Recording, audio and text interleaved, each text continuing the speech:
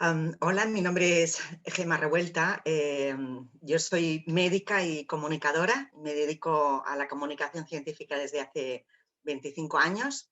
He colaborado en medios de comunicación, también en comunicación institucional, y desde hace más de 20 años trabajo en la Universidad Pompeu Fabra, donde doy clases de comunicación científica a los futuros especialistas que se van a dedicar a comunicar al público la información sobre ciencia, medicina, salud y medio ambiente. Allí dirijo el máster de comunicación científica y dirijo un centro que es este que ven en las pantallas, que se llama Centro de Estudios de Ciencia, Comunicación y Sociedad. En este centro hacemos investigación. Nuestro conejillo de Indias es precisamente cómo se hace esa comunicación respecto al público y qué relaciones hay entre la sociedad y la comunidad científica. En este caso de hoy, como hablaremos de COVID, pues no solamente es la comunidad científica, sino también pues, la comunidad más sanitaria y las organizaciones sanitarias. Además, en este centro pues, hacemos también otro tipo de actividades, más directamente organizar actividades para que colectivos concretos pues, puedan tener voz y puedan explicar cuáles son sus necesidades y cómo les gustaría que les llegase esa comunicación, etcétera. Bueno, por tanto, pues para mí es un placer estar aquí hoy con todos vosotros y con vosotras, y lo que tengo que hacer, por tanto, es primero de todo agradecer al Consejo de Cultura Galega esta oportunidad de compartir esas reflexiones que vamos a hacer a continuación y, por supuesto, el hacerlo en esta mesa de debate con estos compañeros que son todos ellos de primera fila, con lo cual intentaremos estar al nivel. El objetivo de esta comunicación es presentarles algunas de las investigaciones que hacemos en mi centro y nos van a servir para ver cómo la comunicación, para entender un poco mejor cómo se ha hecho esa comunicación pública de la COVID, se está haciendo y se ha hecho la comunicación de la COVID-19 y cómo esa comunicación no es algo universal, estándar, fijo, sino que depende de tantísimos factores que por una parte como veremos, factores temporales, pero también factores geopolíticos, sociales, etcétera, y es a su vez espejo de esas, no solamente de la sociedad en general, sino de esas sociedades en particular, y no solamente tiene esa función de espejo, sino que a la vez influye en que esas sociedades sean como son. Este es un poco el guión de esta presentación para que lo tengan ya un poco presentes. Hablaremos de factores temporales, hablaremos de cómo era la sociedad en términos de comunicación sobre salud y biomedicina hace más o menos 20 años, a principios de este siglo, cómo ha cambiado, qué es lo que nos encontramos ahora. Hablaremos de tiempo también, porque hablaremos del cronograma, o sea, del tiempo del propio virus, cómo ese virus pues va cambiando la situación pandémica y cómo eso se relaciona o no con la comunicación sobre esa pandemia. Pero luego también hablaremos sobre factores geopolíticos y cómo cambia esa comunicación y ese discurso según la zona donde nos encontremos. Empezaremos, por tanto, con esa primera reflexión acerca de la comunicación, lo cambiante que puede llegar a ser en función de un tiempo o de otro. Si esta pandemia se hubiera producido en el año 2000, la estaríamos viviendo de una manera. Y si se hubiera, porque entre el 2000 y el 2021, todo lo que es el ecosistema de la comunicación en general y muy en particular la comunicación de los temas de salud ha cambiado radicalmente. Nos encontramos ante un panorama completamente distinto. Estos dos estudios que les pongo aquí y que también podemos tener la presentación con los links, etcétera, y si no, pues son muy fáciles de buscar, está todo en acceso abierto. Son dos investigaciones que hemos hecho desde mi centro, desde el Centro de Estudios de Ciencia, Comunicación y Sociedad de la Universidad Pompeu Fabra en Barcelona. Y en uno de ellos ha sido un estudio evolutivo que se han ido haciendo investigaciones directamente con los ciudadanos para saber cómo accedían a la información, cómo la usaban, cómo discriminaban aquello que les parece pues más serio o menos serio, etcétera. Es un estudio que hemos hecho evolutivo. Y por otra parte hay otro estudio que está hecho con comunicadores, con los periodistas, que son los que explican cómo acceden a la información y con qué dificultades se encuentran en cada momento. Básicamente, este esquema espero que les pueda servir de ayuda. Hace 20 años nos encontrábamos con una sociedad que es la que está representada aquí. A esto le llamamos ecosistema. El ecosistema en términos ecológicos, según Ramón Margalef, que es uno de los grandes expertos en ecología interna, es un experto internacional, a pesar de que es era una persona de aquí. Él definía que los ecosistemas tienen 3 elementos: las especies, el ambiente en el que viven esas especies y las interacciones que se producen entre una especie y otra. Entonces, si pensamos en la comunicación pública de la salud y la biomedicina como si fuera un ecosistema en el cual todo está relacionado, que esto es lo más importante a la hora de pensar en ecosistema, hemos de pensar en algo que es una unidad. La palabra sistema tiene esta idea de que todo es unitario y lo que pasa en un lado influye en el otro. En el año 2000 nos encontrábamos una ciudadanía que su acceso a la información venía, y está representado en estas flechas así más gruesas, venía principalmente por estas 3 vías, ¿no? Aquí en el azul más clarito es aquella información que le podía proporcionar los profesionales sanitarios en sus centros de asistencia primaria o en el ambulatorio, cuando accedían a los profesionales. Esta siempre ha sido la información sanitaria que ha predominado y la que en general los ciudadanos valoran mejor, la ponen siempre en el top 10 de aquello que les merece más credibilidad. Pero además de lo que les decían los profesionales sanitarios, pues también estaba lo que les podían decir su familia y sus amigos directamente. En el año 2000 no había redes sociales electrónicas, pero sí que había redes sociales como tradicionalmente está conocida la palabra red social, es aquel círculo de personas con las que compartes pues, de todo, ¿no? Familia, cariño, actividad laboral, información, etcétera. Y son redes que son muy influyentes. Lo eran en el año 2000, aunque no existían las redes electrónicas, y hoy en día son influyentes, pero también por otros motivos, ¿no? Luego está, por supuesto, los medios de comunicación. Y en el año 2000, aunque sí que es cierto que buena parte de la ciudadanía tenía, por supuesto, acceso a Internet, e incluso muchos de ellos yo misma estaba suscrita a listas de distribución en las cuales pues, te envían cada día los diarios a los que estás suscrito y puedes acceder.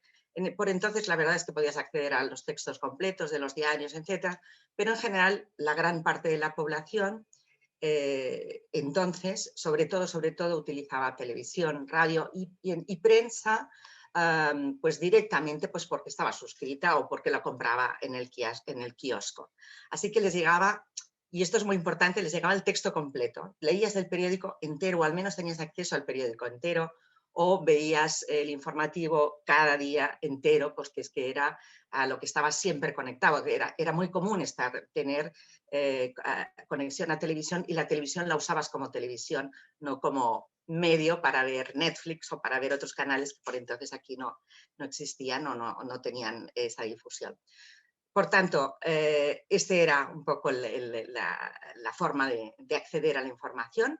En este ecosistema las especies son, por una parte, pues ya hemos visto la ciudadanía, los ciudadanos y ciudadanas, que son siempre lo que más nos interesa cuando hablamos de comunicación.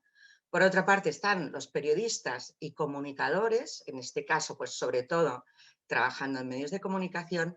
Y por otra parte están las fuentes, que son pues las proveedoras de información. Esas fuentes, pues unas de ellas serían los profesionales sanitarios, que la manera de acceder a la ciudadanía pues era fácil porque tenían por una parte la gente que venía a las consultas, pero también eran fuente de información para los medios de comunicación. La comunidad científica, es decir, los investigadores, todo lo que es la administración y los grupos políticos, es decir, el ministerio, las consejerías de sanidad, los ayuntamientos, la parte que llevan salud pública, etcétera. Todo esto, evidentemente, son fuentes de información importantísimas de cara a las noticias sobre salud. Y finalmente, pues esto, los grupos políticos que también siempre todos ellos pues tienen, sobre todo en caso de pandemias, tienen mucho protagonismo. Quizás en otras noticias de salud no intervienen tanto, pero cuando hay algo que afecta a mucha población, fácilmente van a salir a dar su opinión y a constituirse en fuentes de información. Pero en esta parte de aquí, de la derecha, en la cual tenemos fuentes diversas como administración, políticos, industria, asociaciones civiles, me refiero a asociaciones de pacientes, asociaciones de consumidores. En el año 2000, las asociaciones representantes de la sociedad civil tenían muy poco protagonismo porque difícilmente podían llegar a los medios de comunicación. Los medios de comunicación tampoco los consideraban como una fuente y como tampoco estaba tan extendido ese uso de Internet en la ciudadanía, ni siquiera existían las redes, pues difícilmente iban a llegar su información a la ciudadanía. Por tanto, todas estas fuentes actuaban siempre o muchas veces a través de los medios y los medios llegaban a la ciudadanía prácticamente directamente o también, evidente, aquí está ya representado, esta línea discontinua que sitúa todo el margen exterior, representa el ambiente online, ¿no? Ese ambiente online en el cual nosotros accedíamos a la información, sobre todo pues, a través de nuestros ordenadores de sobremesa.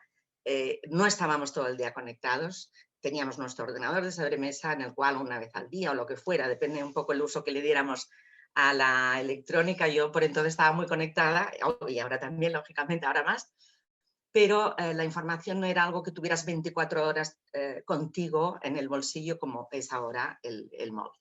Entonces esa información, para acceder, tenías que o buscarla o estar suscrito de una manera activa a estas publicaciones. Este era el ecosistema, perdón, porque creo que me he extendido un poco más de lo que quería, pero creo que así es más fácil ver cómo cambia y cómo esos cambios nos pueden influir en la información a la que unos accedemos y otros acceden a otra distinta. Hoy en día el ecosistema es radicalmente diferente. Lo primero que vemos es que aparecen otros canales, que no es aquello del acceso solamente a través de buscadores, sino que aparecen los canales llamados redes sociales, que evidentemente tienen un protagonismo tremendo en este sistema de comunicación. La flecha, se ha representado esa flecha grande, porque significa que el acceso que nosotros tenemos ahora a la información casi siempre viene canalizado a través de redes. Cuando nosotros consultamos un diario, por ejemplo, o cuando nos llega una información que ha sido elaborada por un periodista y que ha salido publicada, no sé, en el Faro de Vigo, en La Voz de Galicia o en un medio de comunicación, en un diario digital, aunque antiguamente fuera solamente el diario en papel, ahora evidentemente leemos sobre todo digital, casi no tocamos papel y menos con la pandemia, ¿no? Así que nos llega digital. En muy pocas ocasiones es porque nosotros directamente estemos suscritos a ese diario, sino que la inmensa mayoría de la población accede a lo que ha publicado, lo que ha escrito aquel periodista, porque le llega a través de las redes sociales. Esto es importante porque, en primer lugar, porque no accedes al diario completo, no accedes a toda la información, solo son un artículo suelto.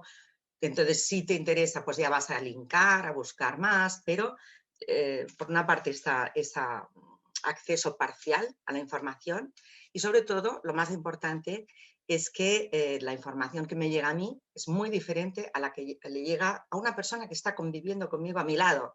Le llega una información diferente. Los medios que a mí me envían información no son necesariamente aquellos a los que yo me suscribiría o estoy suscrita, sino que me puede llegar por múltiples vías, porque yo qué sé, porque estoy siguiendo en Twitter un perfil que me gusta y da la casualidad que aquel perfil pues consulta mucho aquel diario, etc. Así que me llega una información selectiva y particularizada. Sabéis que además hay medios de publicidad, hoy en día hay nuevas formas de publicidad, por ejemplo la publicidad programática, que está como contratada en directo. Esa publicidad programática sabe muy bien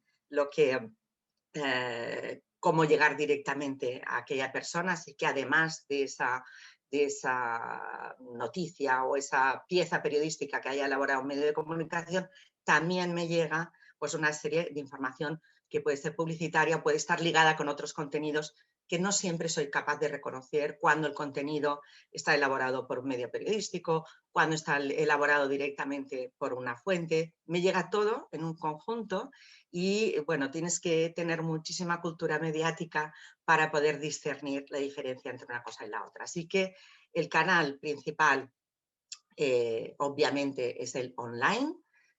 Ya puede llegarnos a través de redes sociales o también a través de las grandes plataformas, como siempre, pues Google, YouTube, etcétera. Pero incluso cuando yo hago una búsqueda en Google, no es lo mismo la información que me va a aparecer a mí a la información que aparece a la persona que convive al lado mío y, por supuesto, mucho menos a otra persona que no tiene nada que ver con nuestros perfiles.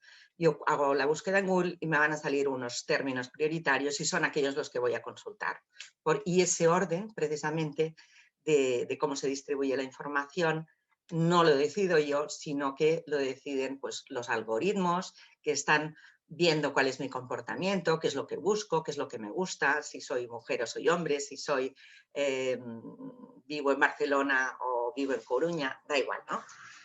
Todos esos algoritmos son los que deciden la información que me va a situar en primer lugar Google o YouTube o aquello que va entrando también en mis redes sociales.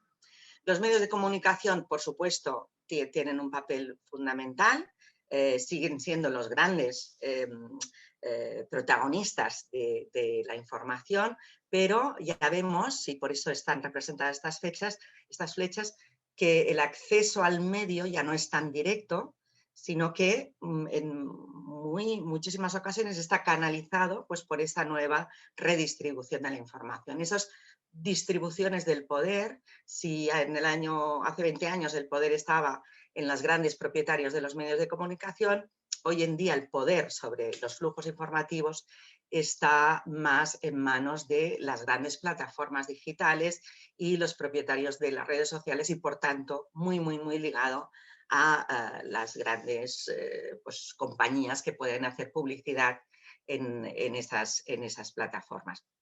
Muchas veces, evidentemente, pueden ser los mismos grandes propietarios de medios de comunicación que a la vez son pues accionistas o mayoritarios en grandes plataformas, pero también cuando nos movemos a nivel local, por ejemplo, esto ya es más difícil. A nivel local, los propietarios de medios locales difícilmente van a tener ese poderío, ese control sobre los flujos informativos internacionales. Ok, más cambios que ha habido en ese ecosistema. Pues los profesionales sanitarios, la comunidad científica, durante estos años han aprendido a comunicar no solamente a través de los medios de comunicación, sino directamente con la ciudadanía. Siguen teniendo mucho protagonismo en el día a día físico, ¿no? Presencial, de la consulta, del CAP, de los hospitales, pero a su vez también son generadores de contenidos que van a las redes sociales, a las grandes plataformas. Y así, y lo hemos visto en la COVID, vemos pues muchos profesionales sanitarios que han saltado a las redes sociales, han creado cuentas de YouTube o de Twitter, tienen miles y cientos de miles de seguidores y nos acceden directamente sin la mediación de los medios de comunicación y valga la redundancia.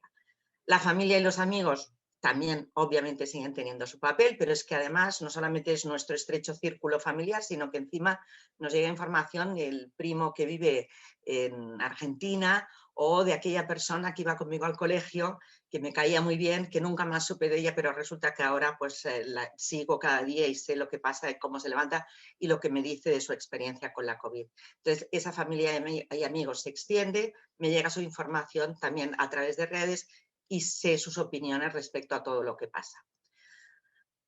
Otras fuentes de información, todas ellas se han multiplicado, todas ellas tienen mucha presencia tanto en redes, o sea, tanto como fuentes hacia los medios de comunicación, como su información directa que llega a redes y también me llega. Así, por ejemplo, si antes había pues, todos estos movimientos que fomentan el uso de pseudoterapias, o sea, de terapias que realmente no tienen ninguna base científica, no tienen explicación lógica. Hace 20 años no nos llegaba tanto la información. Ahora sí, porque acceden a través de redes y todo esto pues, nos llega fácilmente. También ha tenido beneficios porque ha dado más voz a las asociaciones de pacientes y a las asociaciones de consumidores. Por tanto, también hay ese efecto positivo de dar voz a quienes antes no podían llegar a través de los medios de comunicación. Y la administración, los políticos, la industria, etcétera, todos tienen acceso o tienen influencia en esa información que se da, siguen siendo fuente de información para los medios, pero es que además ahora pues, nos pueden hacer llegar su información de manera directa, bypaseando como un bypass, ¿no? Como estas operaciones que se hacen después de un infarto, saltándose a los medios de comunicación y llega su información directamente a nosotros. Nos llega la información de la industria farmacéutica y nos llega la información de la industria que produce homeopatía o de la industria que produce cualquier otro producto que nos quieran vender o recomendar y diciendo que nos va a ir muy bien para esta enfermedad o esta otra, o para alargar la vida o lo que queramos, y en este caso también para la COVID. No siempre reconocemos que aquella información nos llega de la industria porque a veces está camuflado bajo un aspecto que parece que sea una información periodística. Por tanto, bueno, este es el ecosistema que tenemos ahora.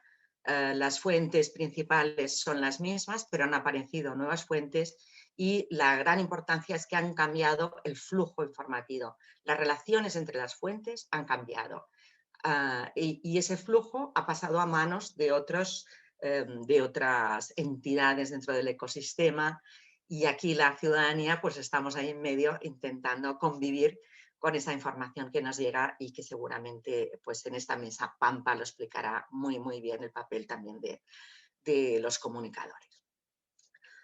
Hemos visto que el cambio en el tiempo cambia radicalmente la comunicación, no solamente lo que se produce, sino cómo nos llega. Por tanto, lo que nosotros veríamos en COVID hace 20 años no tiene nada que ver con lo que estamos viendo ahora. Hay un cambio temporal que se refiere básicamente a la cronología real, al tiempo, cómo lo medimos los seres humanos en tiempo, en años, etc. Pues luego hay otro tiempo, otro cronograma, que sería el del virus, ¿no? El virus llega a un país y va produciendo pues, una serie, una evolución en el tiempo en esa epidemia, en este caso, en esta pandemia. Para esto les enseño los resultados de un estudio que hemos hecho en 11 países de todo el mundo y lo que hemos hecho es durante los primeros meses de la pandemia ver qué pasaba en cada uno de los países en tiempo real. Cada semana nos reuníamos los 12 investigadores y explicábamos cuáles eran los temas de debate en mi país, cuáles eran los protagonistas, o sea, quiénes eran las fuentes, si eran, yo qué sé, los sanitarios, los científicos, etcétera, cuál era la percepción de la sociedad, si es que se estaban publicando estudios sobre percepción, etcétera. Y íbamos comparando esa evolución entre unos países y otros.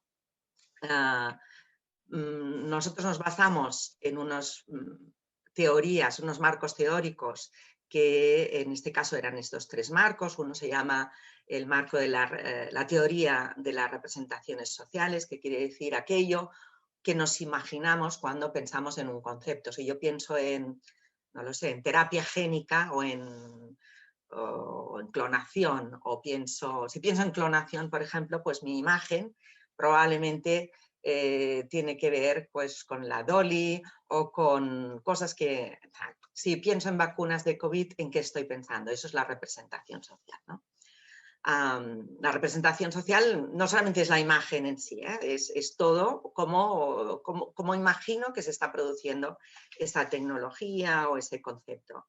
Hay otro marco teórico que es el de la agenda setting, que es qué tema me importa hoy a esta sociedad, cuál es el tema que está prioritario. Si acabamos el año 2020 pensando en COVID, resulta que empieza el año 2021 y de repente nuestra atención ya no va a la COVID, sino que va a las nevadas, que vimos, por ejemplo, en la Comunidad de Madrid, o al asalto del Capitolio. Ese es mi motivo de preocupación aquel día. Y de repente nos distraemos hacia un lado o hacia el otro en función de quién nos está marcando esa agenda.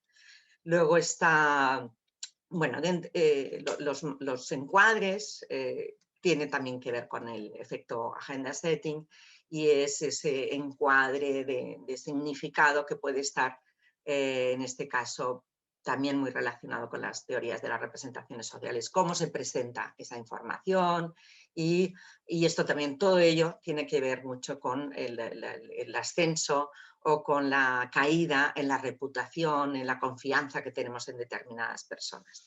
Y lo hemos visto también en estudios de percepción social, ¿no? Por ejemplo, cómo va disminuyendo la confianza que tiene la población acerca de las vacunas y de repente sube de nuevo, etcétera. No solamente en las vacunas, sino en la gestión de la crisis, en quién produce la investigación científica, etcétera.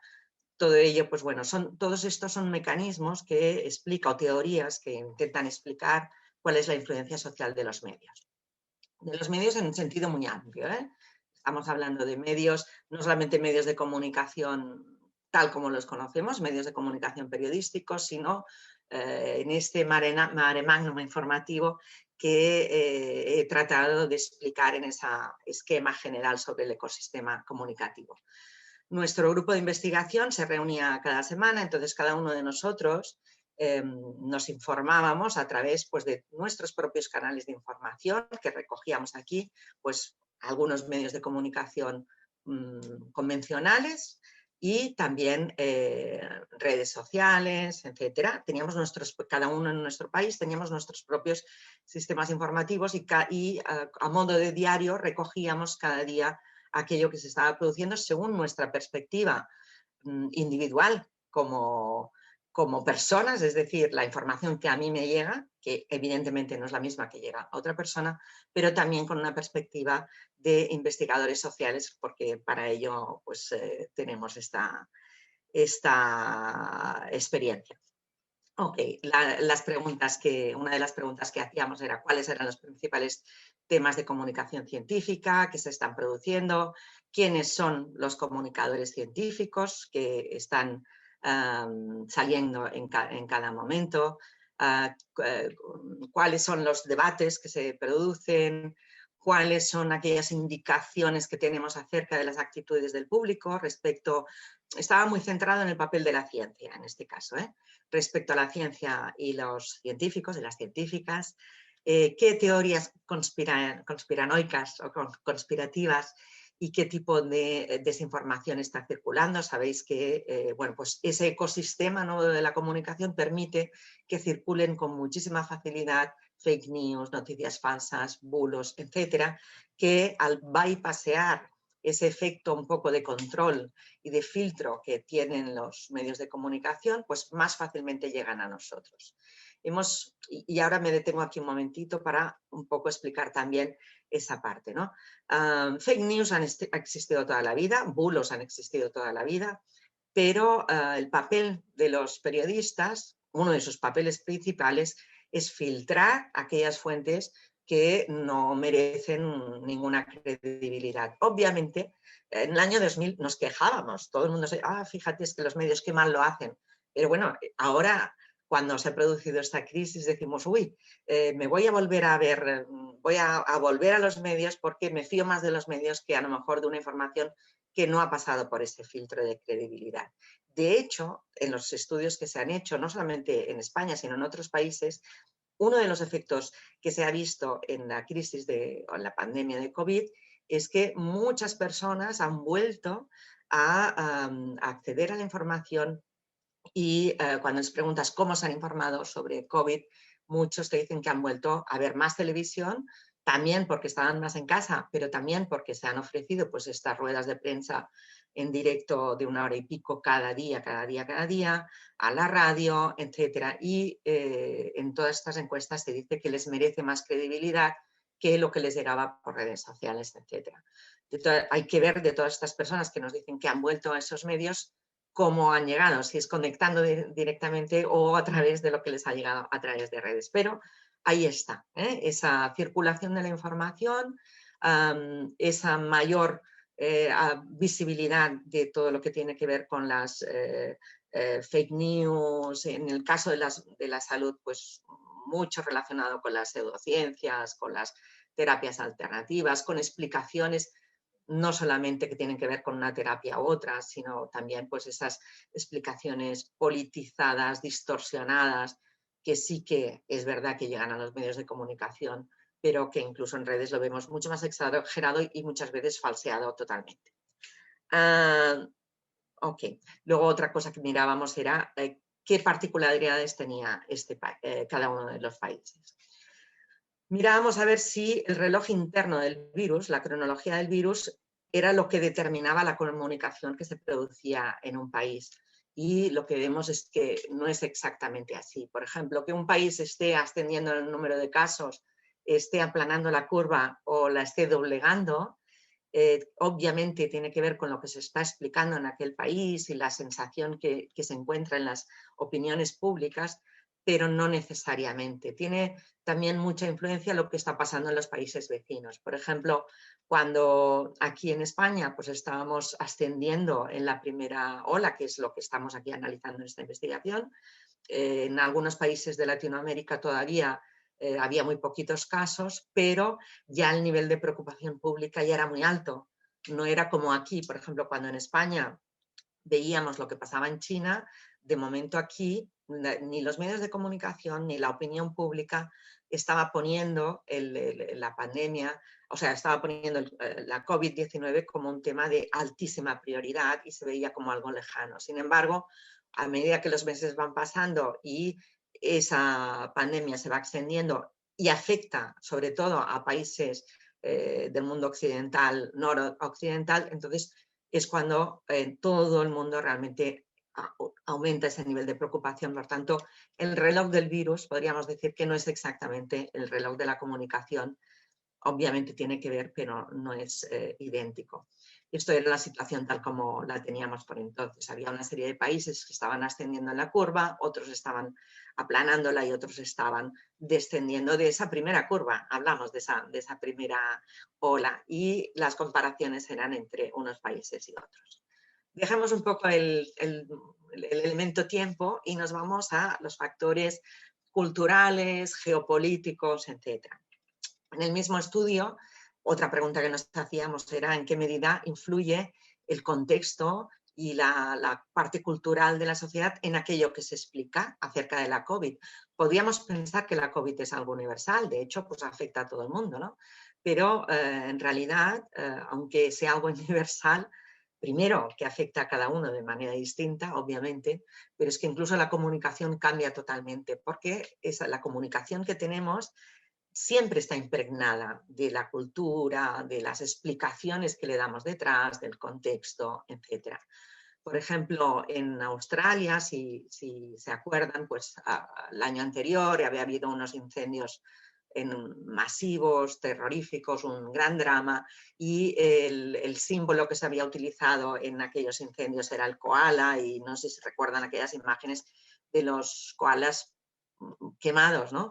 Y entonces en la COVID se explicaba, pues para las campañas de comunicación de COVID, para explicar cuál es la distancia que había que mantener, decían, pues 1,5 metros es como 4 koalas, en fin. Esa utilización de aquellos recursos que eran propios del país y que sabían que a la gente le iba a llamar la atención, que le iba a provocar un sentimiento de emoción y venían de ese incendio, pues en este caso la pandemia se explicaba en estos términos. También hay que decir que Australia, afortunadamente, no se ha visto nunca muy afectada por la pandemia y por tanto pueden ponerle un poco más de humor a la hora de comunicar el drama.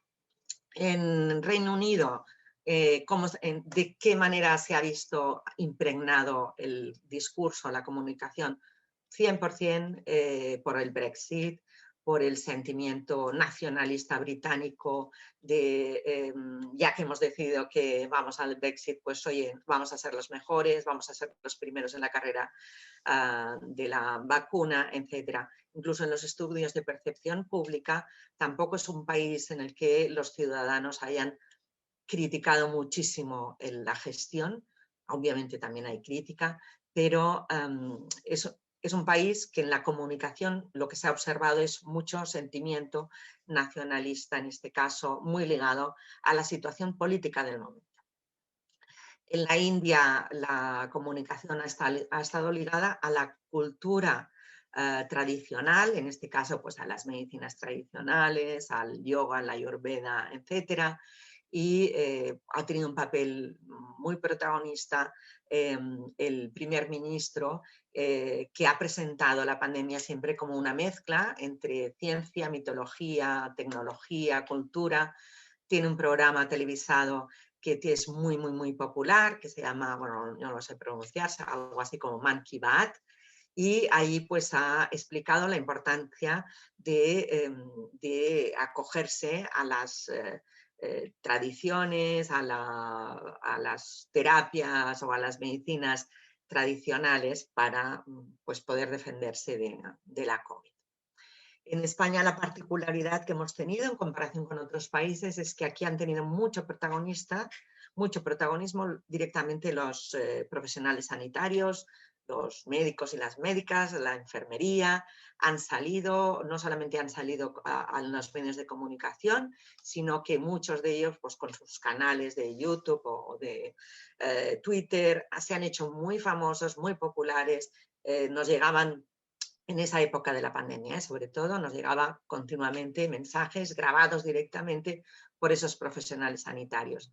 Muchos de ellos en tonos muy enfadados estaban y explicando su situación, cómo la estaban viviendo, una situación que en general se ha descrito como que era la consecuencia de muchos años de recortes en la sanidad, así que no era solamente una situación de denuncia de lo que estaba pasando en la pandemia, sino fíjate a dónde hemos llegado por todo lo que se ha hecho antes de ahora y en esta situación nos estamos viendo. Esto ha sido muy particular del caso de España, no lo hemos visto en los otros 11 países, en los otros 10 países de la investigación.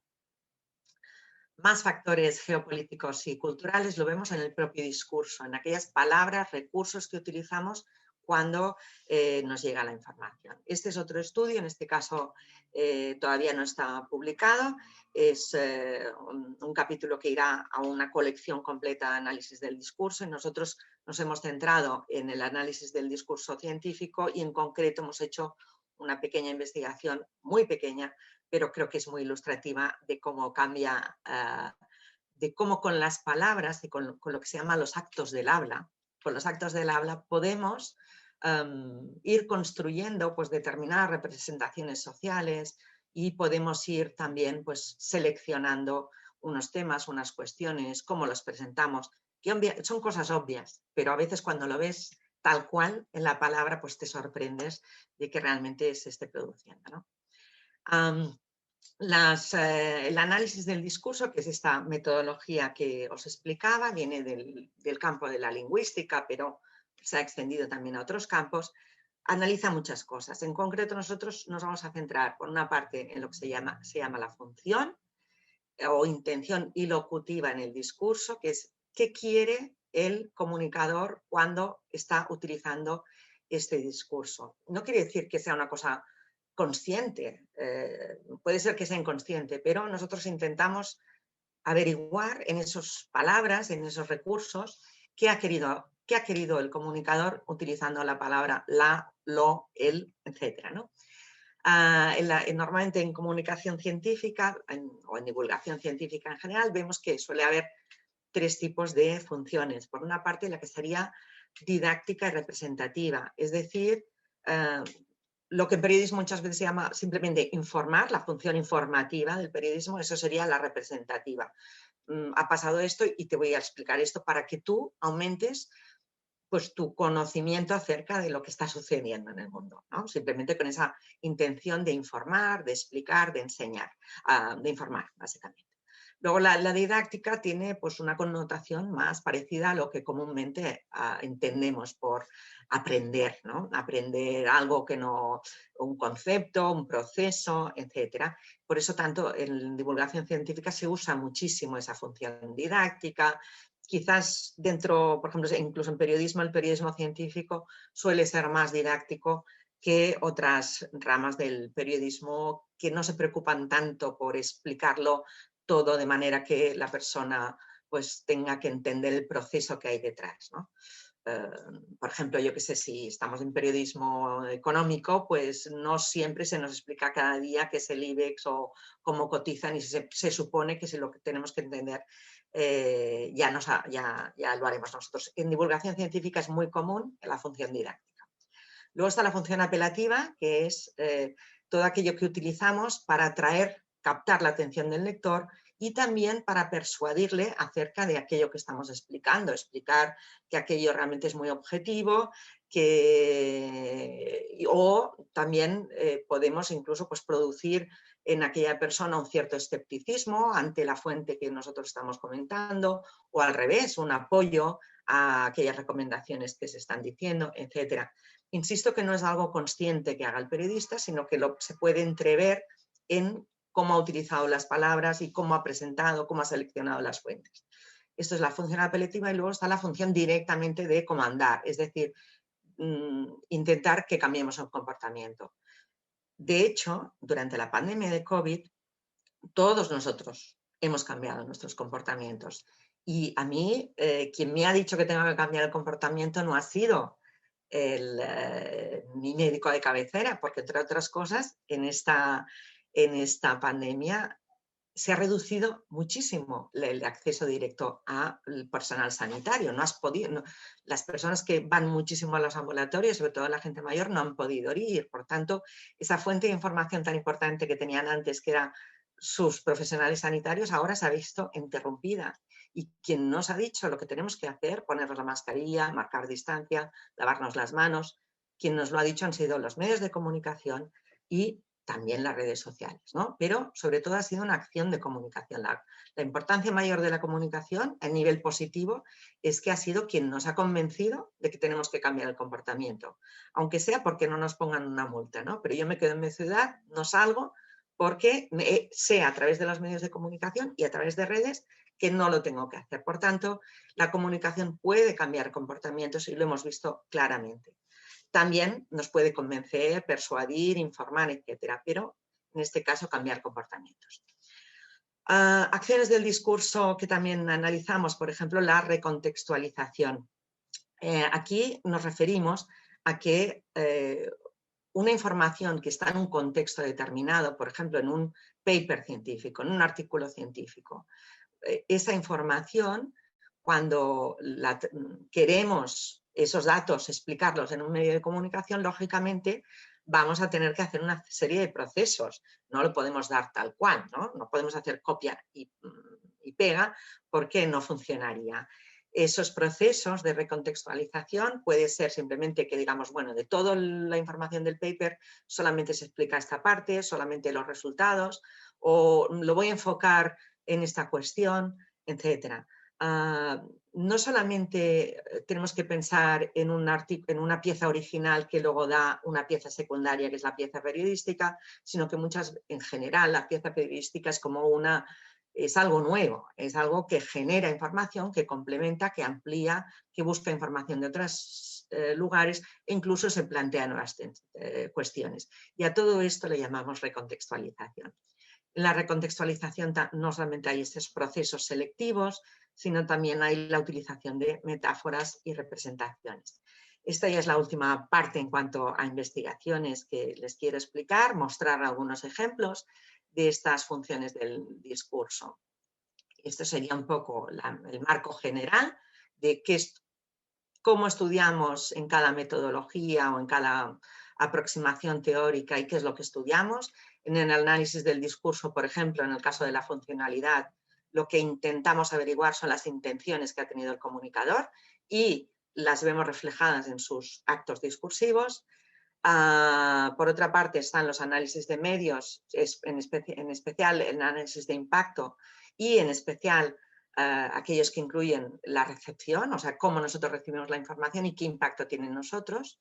Y ahí lo que se intenta averiguar son los mecanismos que rigen esos efectos de los medios.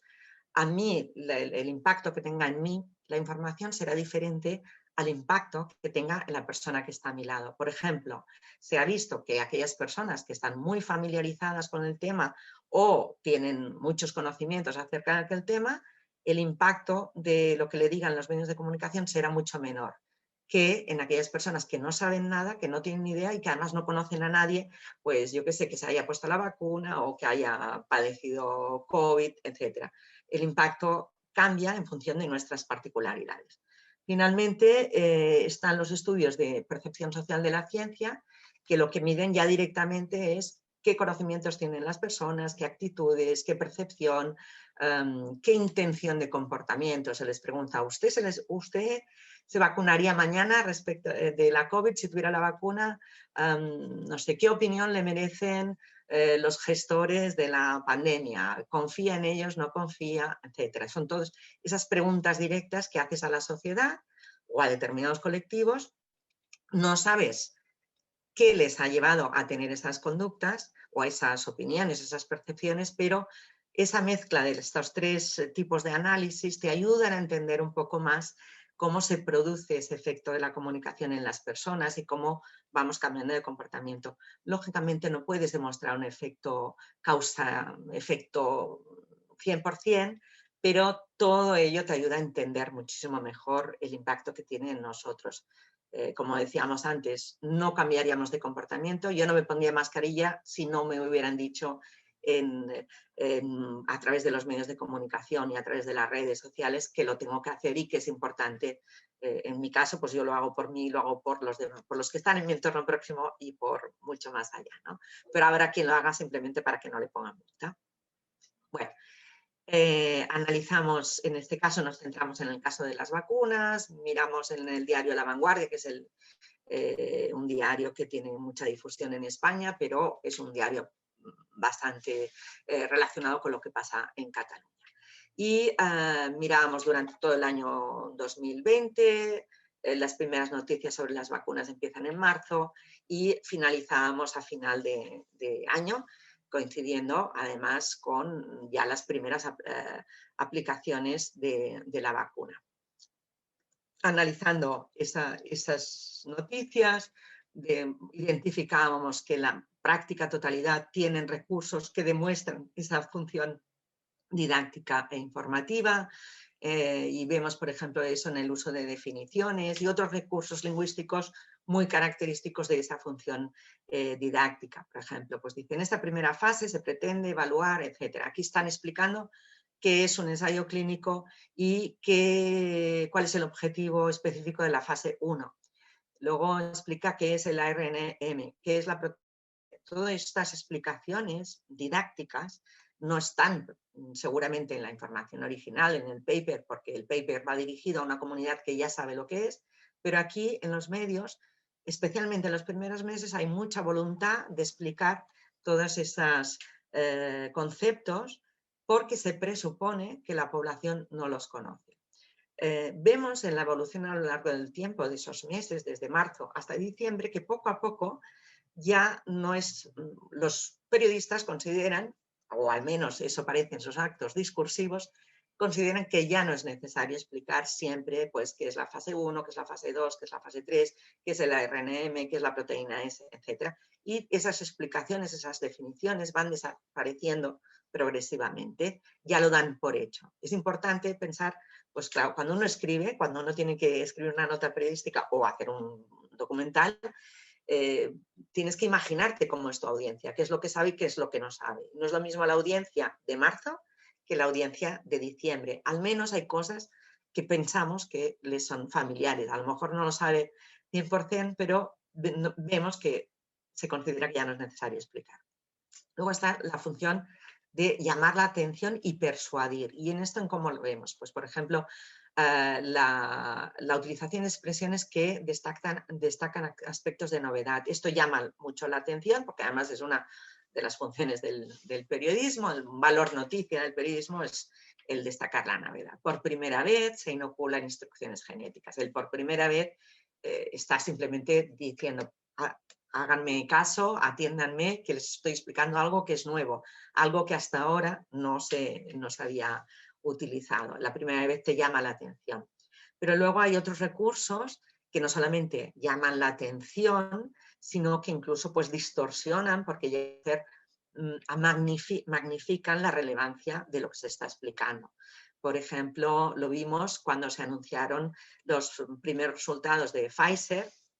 Bueno, en este caso no eran los primeros resultados, sino que eran los primeros resultados de la fase 2, si no recuerdo mal.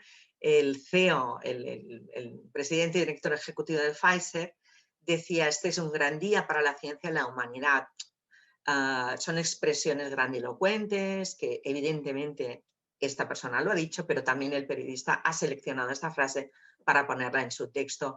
Y esto fue el texto que salió en todos los medios del mundo. Esta frase salió en la gran mayoría de los medios de referencia, salió esta misma frase que la había pronunciado el presidente de la compañía y la había dicho en viva voz y también salía en la nota de prensa, etcétera. Es una expresión, claro, no es objetiva. Aquí lo que está haciendo es una opinión personal acerca de qué importante es su noticia de su compañía, que por cierto esta persona al día siguiente se vendió un paquete de acciones, ahora no recuerdo, pero era como unos, no sé si eran 4 millones de dólares o muchísimo más, pero bueno, hay dos acontecimientos que pasan a la vez.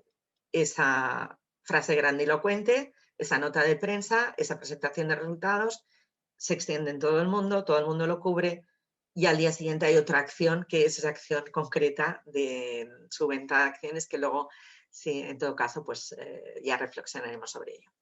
Más frases grandilocuentes, por ejemplo, en este caso lo mismo, el mismo resultado, pero no solamente es el presidente de la compañía el que lo destaca, sino que además otra persona, pues supuestamente mucho más independiente, como puede ser el doctor Fauci, que ahora todos lo conocemos, dice los resultados son realmente buenos, quiero decir extraordinarios.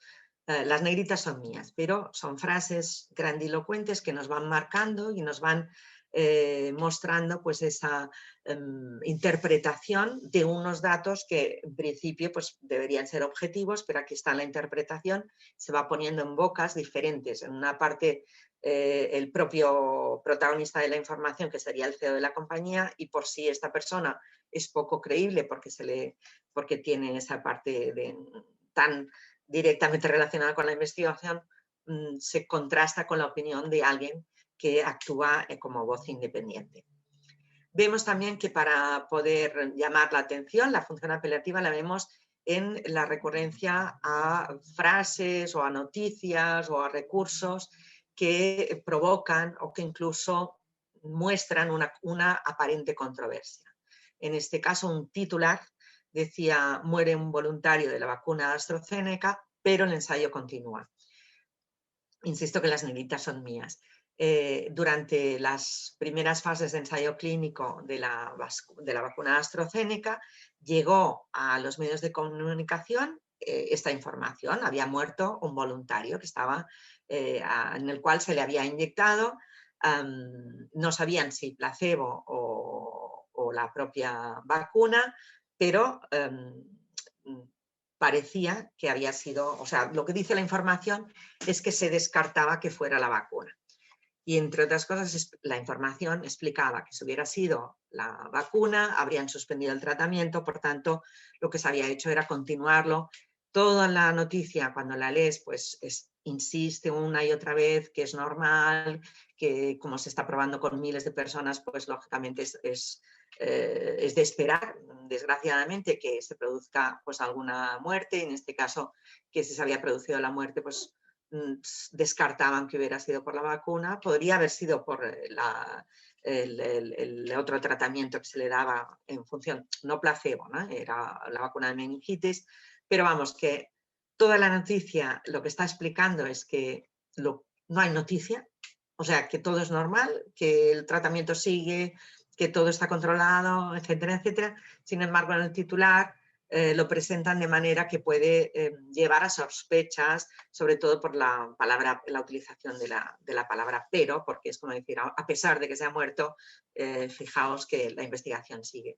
En este caso estábamos en medio de una fase que la población española, en este caso, por estudios de percepción pública, veíamos que tenía mucha reticencia ante las vacunas. Había un porcentaje muy alto de la población que decía que aunque mañana hubiera vacunas, de momento no se la pondría, ¿no?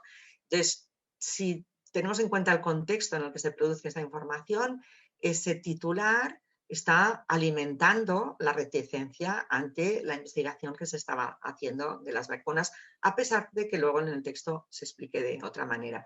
Y es un recurso que básicamente lo que simplemente es llamar la atención, porque luego no das noticia. La noticia es desmentir el titular. Así que, bueno, es simplemente función apelativa por función apelativa. Vemos también otros recursos como el refuerzo de la autoridad y de la objetividad. Cuando vemos en los textos periodísticos, pero lo podríamos ver en cualquier otro tipo de formato, para convencer de que aquello que estamos explicando es objetivo y que realmente tiene una base real, hay recursos discursivos en los cuales vemos cómo estamos intentando persuadir al lector de que nos hagan caso. Por ejemplo, en este caso es de nuevo una frase del doctor Fauci. Dice, es una noticia extremadamente buena, es otro artículo, no es el de antes, es otro, pero también de Fauci. Dice, es una noticia extremadamente buena. Si miras los datos, los números hablan por sí mismos. Datos, números, son cosas que se refieren a algo objetivo, y el hablar por sí mismo también está haciendo esa existencia en que aquello es objetivo. Así que, aunque Fauci dice extremadamente buena, y eso obviamente es una opinión personal, intenta remarcar que su opinión personal no es una opinión, sino que es algo objetivo, porque lo relaciona con los datos, los números, etc. Son recursos que utilizamos para convencer a quien nos escucha o a quien nos lee acerca de, en este caso, una opinión relacionada con unos datos. Bueno, vemos también cómo se intenta persuadir al lector para que haga algo. Por ejemplo, en este caso era un artículo, firmado por un médico, por un especialista en epidemiología, o sea que es un artículo no informativo, sino más de opinión, y aquí pues intentaba convencer a la comunidad médica para que se vacunara, y lo vemos también en la utilización de los recursos, pero bueno, era muy evidente. Recontextualización la vemos en la selección de temas y cuestiones. Se han explicado unas cosas y no otras. Lógicamente, a criterio de los medios, a criterio del periodista, no puedes explicar todo lo que pasa en el mundo porque no acabaríamos, ¿no? Por tanto, has de tener unos criterios de selección. Aquí yo no voy a... mi intención en esta ocasión no es poner en duda nada de lo que se dice, criticar nada de lo que se dice. No voy a decir si es correcto o incorrecto en mi punto de vista, porque probablemente es muy correcto, pero simplemente ver cómo esa selección de temas y esos recursos que utilizamos pues puede ir detrás. Vemos que hay hay unos procesos que pueden influir en nuestra opinión. Por ejemplo, en el caso de las vacunas, todos hemos aprendido, todos hemos sabido que cada vacuna estaba como asociada a un país o a una fuerza geopolítica. Y esto lo hemos visto claramente en los medios, en las redes, y cuando pensamos en vacunas puede ser que las asociemos a un nombre comercial, pero también hay gente que dice, ¿cuál es esta? Moderna, la americana, muy bien. ¿Y CanSino cuál es? Sí, la china. O sea que todos tenemos detrás una fuerza geopolítica que es la que está detrás de esa información.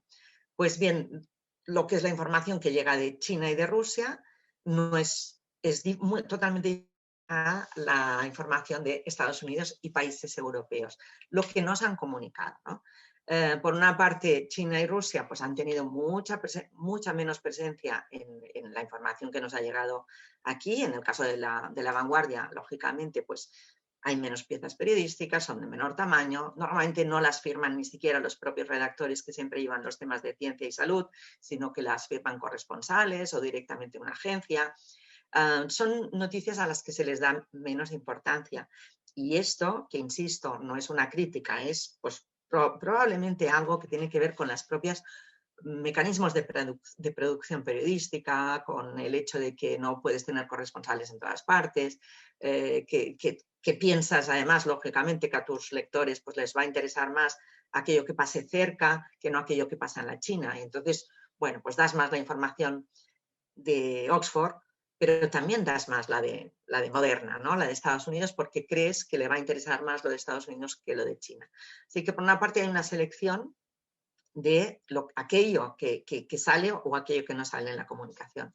Pero luego también lo que hemos visto es que ya la manera de explicar las noticias de unos y de otros se utilizan, en este caso hemos visto pues, recursos que ponen en entredicho más a menudo aquello que viene de China y de Rusia que aquello que viene de Estados Unidos o de Reino Unido. Por ejemplo, aquí es muy evidente en la presentación de los primeros resultados, que son resultados muy preliminares de las primeras fases de la investigación, coinciden, creo, con una diferencia de un día, 2 días, algo así, lo que presenta Moderna y lo que Moderna es Estados Unidos y CanSino es China.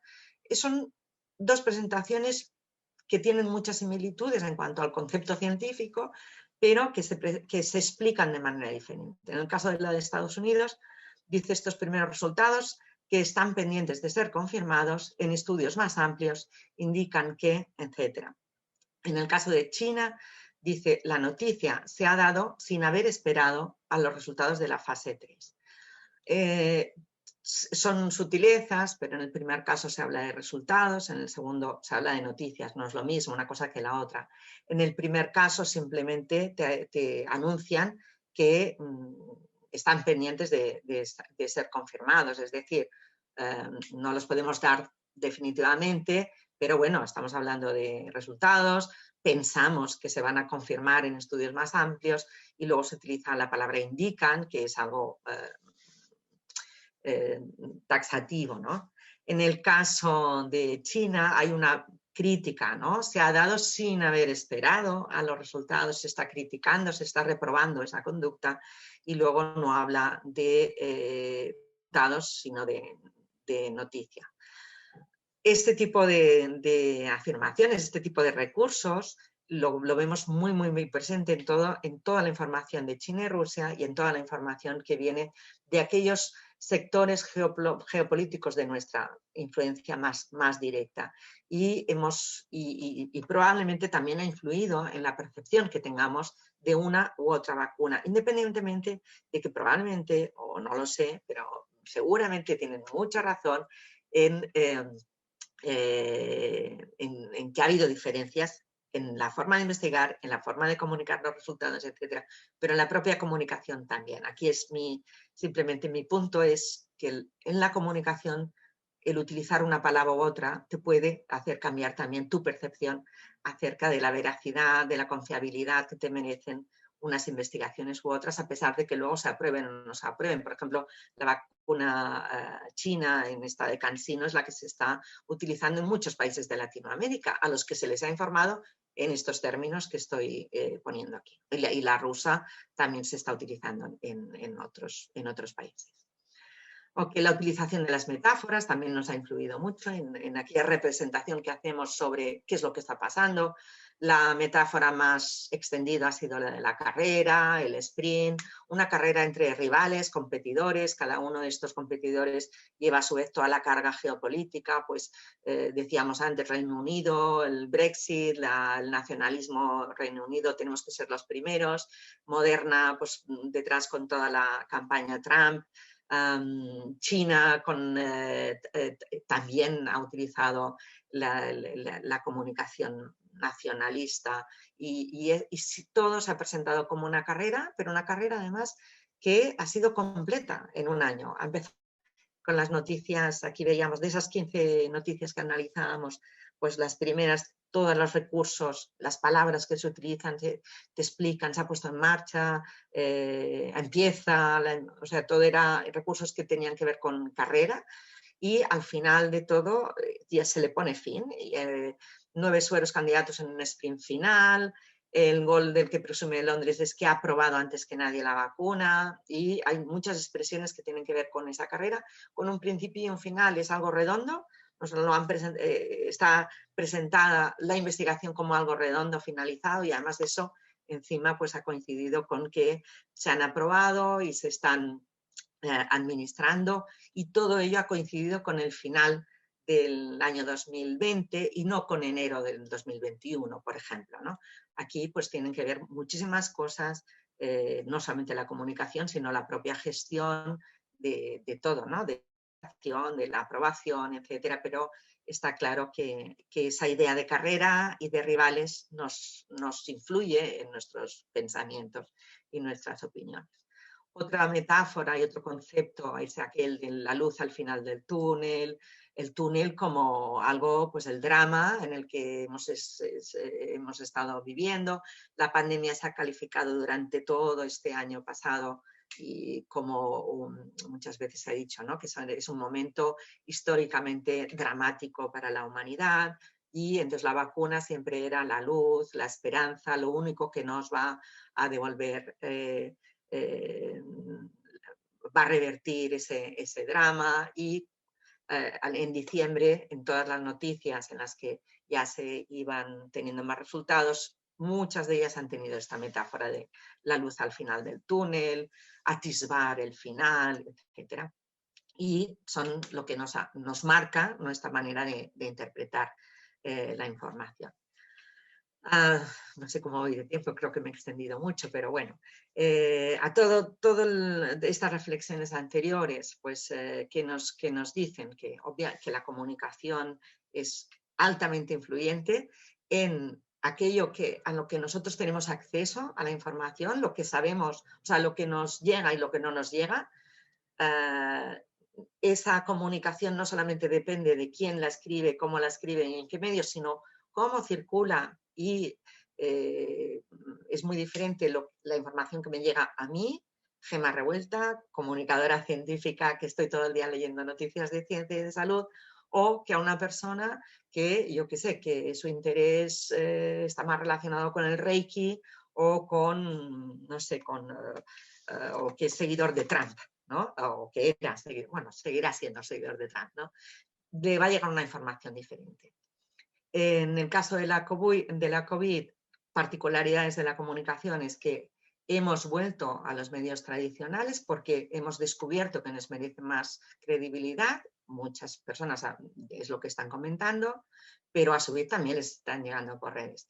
¿Y qué ha pasado con estos medios? Pues que se han visto de repente todas las secciones del medio han tenido que hablar sobre COVID, pero a su vez también, y no lo hemos comentado aquí, en un momento en el cual se han abierto pues, esta posibilidad en el caso de España, por ejemplo, y eso ha afectado mucho a los medios locales, muchos de ellos han acogido a ERTEs. En Galicia, la mayoría de los diarios están en ERTE, creo que, si no me equivoco, La Voz no, y no sé si alguno más, pero casi todos están en ERTE, cuando en realidad la producción no ha bajado, sino todo lo contrario, se produce 1000 veces más información, pero eso sí, las plantillas pues se han visto pues que no se han reducido, o trabajan una semana sí, una semana no, así que trabajan en peores condiciones, pero tienen que dar más información, pero a su vez la gente también consulta más que nunca aquella información, y vemos pues esos desajustes en un ecosistema que produce esos desajustes. La ciencia, que nunca había tenido tanto protagonismo, está al descubierto. El reloj de la ciencia nos gusta que funcione, pero hasta ahora muy pocas veces vemos qué es lo que pasa por dentro, cómo funciona esta maquinaria de la ciencia. Bueno, la ciencia experimenta las mismas presiones que cualquier otra actividad humana, porque la ciencia no es una actividad divina, es humana. Por tanto, la presión de un investigador es la presión que pueda recibir cualquier persona. La ciencia también se equivoca, no genera verdades absolutas. Precisamente la ciencia es la que se encarga de que si hay algo que no funciona, pues lo demuestra o ve que no hay tanta certeza en aquella afirmación, y va avanzando a base de 2 pasos delante, 1 hacia atrás, 2 delante, 1 hacia atrás.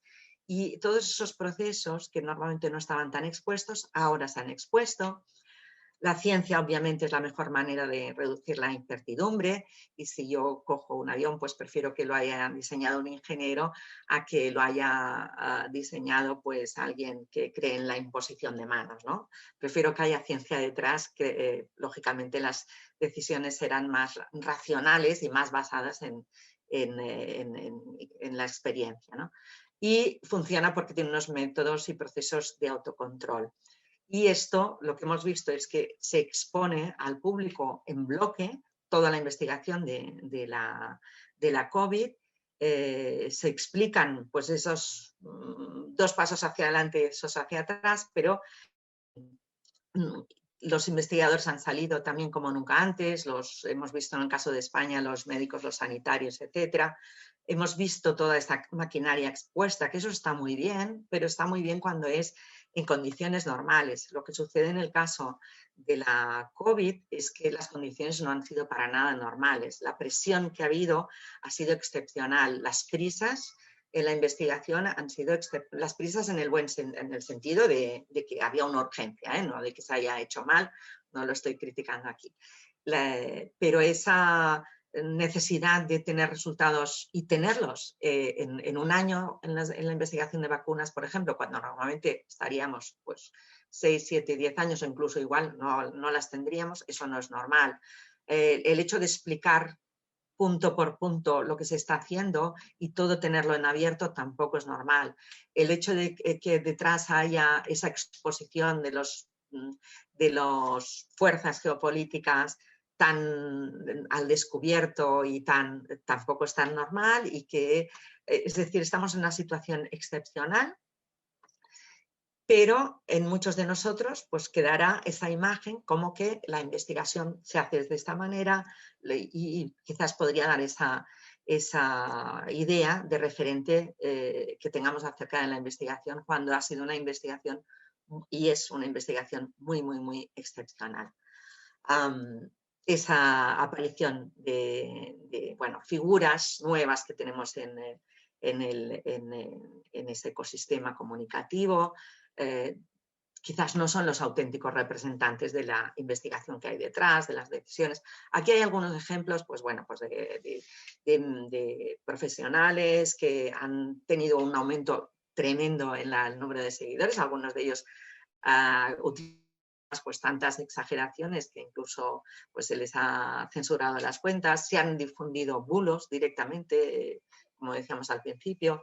En el caso del consejero de Salud de Andalucía, no lo pongo aquí como ejemplo de noticias falsas, pero sí de que cuando uno hace comunicación tiene que ser claro, ¿no? Si no es claro, pues es igual de poco útil como comunicador como si está no falseando, pero bueno, que la claridad también ha de ser un ejemplo de comunicación.